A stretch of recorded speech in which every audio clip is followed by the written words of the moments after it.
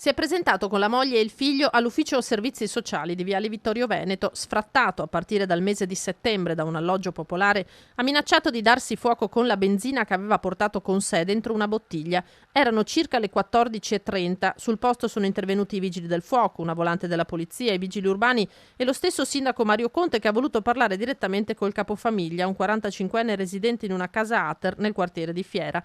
Il dialogo con gli agenti, quindi il confronto col sindaco, l'hanno convinto ad esistere.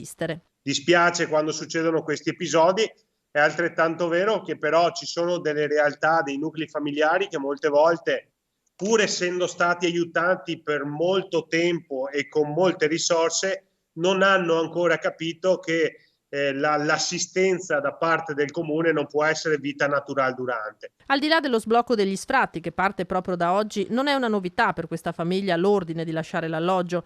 Lo sfratto era stato prorogato più volte per il debito accumulato non pagando affitti e bollette. È anche vero che il 45enne è disoccupato, così come la moglie e il figlio maggiorenne, mentre il più piccolo ha solo 15 anni. Quello che Ater e Comune chiedono però non è il pagamento in blocco della cifra, ma una dimostrazione di buona volontà.